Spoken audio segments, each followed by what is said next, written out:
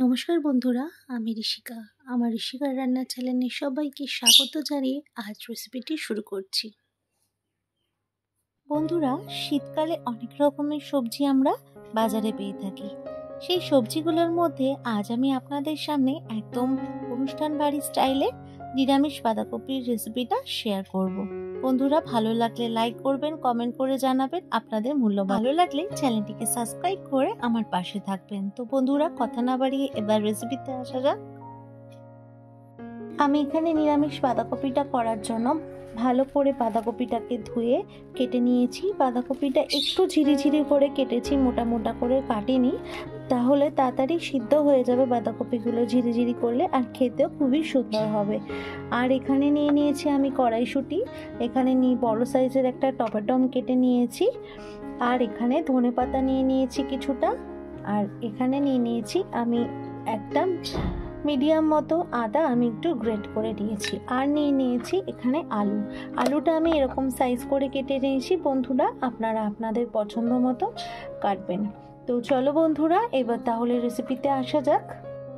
আমি কড়া বসিয়ে দিয়েছি, কড়াতে আমি তেল দিয়ে দেবো। আমি রান্নাটা সর্ষের তেলে করব, তার জন্য আমি এখানে 3 টেবিল চামচ মতো সর্ষের তেল দিয়ে দিলাম। তেলটা গরম হয়ে গেছে বন্ধুরা, এবার আমি আলুগুলো দিয়ে দেবো। আলুগুলো একটু লাল লাল করে ভেজে নেব আমি।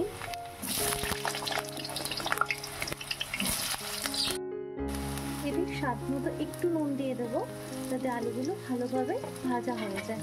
একটু লালচে করে ভেজে নেব। এদিক স্বাদ মতো একটু নুন দিয়ে দেবো, যাতে আলুগুলো ভালোভাবে ভাজা হয়ে যায়। একটু লালচে করে ভেজে নেব। আলুগুলো লালচে করে ভাজা হয়ে গেছে, এবার আমি আলুগুলো তুলে নেব।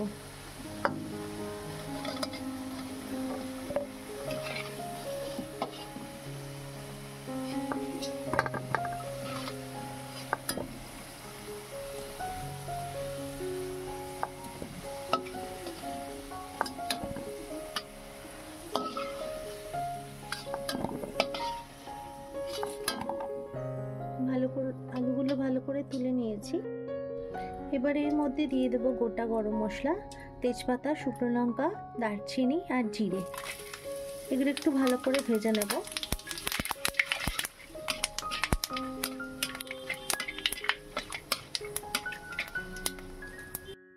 এর মধ্যে দিয়ে দেবো কেটে রাখা টমেটো। এরপর কিছু মশলা অ্যাড করব। এর মধ্যে দিয়ে দেবো হলুদ 1 চামচ মতো, স্বাদ মতো নুন 1 চামচ, একটু কালার আসার জন্য দিয়ে দেবো কাশ্মীরি লঙ্কার গুঁড়ো 1 চামচ, 1 চামচ দিয়ে দেবো জিরে গুঁড়ো।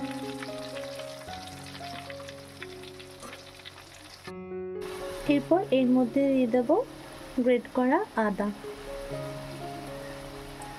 দিয়ে ভালো করে নাড়াচাড়া করে নিয়ে আদাটা একটু ভালোভাবে কষিয়ে নেব এর সাথে, মশলার সাথে, যাতে আদার কাঁচা গন্ধটা চলে যায়। এর মধ্যে কড়াইশুঁটিগুলো দিয়ে দেবো। যেহেতু নিরামিষ তরকারি, তাই আমি এখানে কড়াইশুঁটি ব্যবহার করেছি। বন্ধুরা, আপনারা চাইলে এটা করতে পারেন, আবার এটা স্কিপ করেও চলে যেতে পারেন।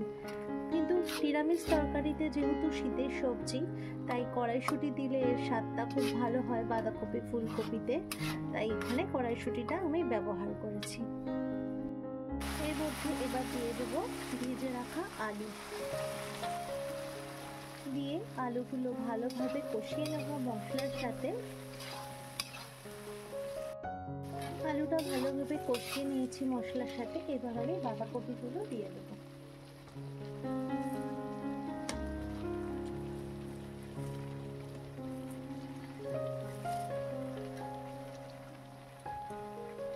বাঁধাকপিগুলো দিয়ে ভালোভাবে মশলার সাথে বাঁধাকপিগুলো নাড়িয়ে ছাড়িয়ে নেব, যাতে মশলাগুলো বাঁধাকপির মধ্যে ভালোভাবে যায়। বন্ধুরা, ভালোভাবে বাঁধাকপিগুলো নাড়াচাড়া করে নিয়েছি।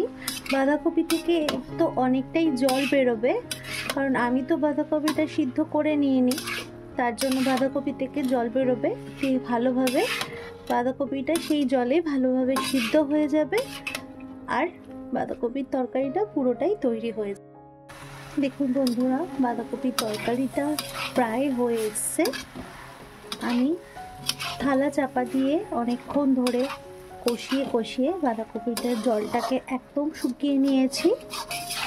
চাইলে আপনারা জল দিয়েও বাঁধাকপিটাকে ভালোভাবে সিদ্ধ করে রান্না করতে পারেন, আর না হলে এভাবে ঢেকে ঢেকে রান্না করলে বাঁধাকপিটা খুব তাড়াতাড়ি ভালো সিদ্ধ হয়ে যাবে, খেতেও খুবই ভালো লাগবে। তো বন্ধুরা, বাঁধাকপিটা প্রায় রেডি হয়ে গেছে। এবার এর মধ্যে আমি একটু সামান্য পরিমাণে চিনি দিয়ে দেবো। এর মধ্যে সামান্য পরিমাণে একটু চিনি দিয়ে দিলাম। নিরামিষ তরকারিতে ঠিক মিষ্টি মিষ্টি না হলে তরকারিটা খেতে খুব একটা ভালো লাগে না, তাই আমি এখানে মিষ্টি ব্যবহার করেছি। যাদের মিষ্টি খাওয়া পছন্দ বা মিষ্টি খেতে বারণ, তারা মিষ্টিটা স্কিপ করে যেতে পারেন। আর দিয়ে দেব এখানে 1 চামচ মতো ঘি। নিরামিষ তরকারিতে ঘি না হলেও খুব একটা ভালো লাগে না, তাই ঘি ব্যবহার করলাম। এখানে সামান্য একটু গরম মশলা এখানে ব্যবহার করলাম।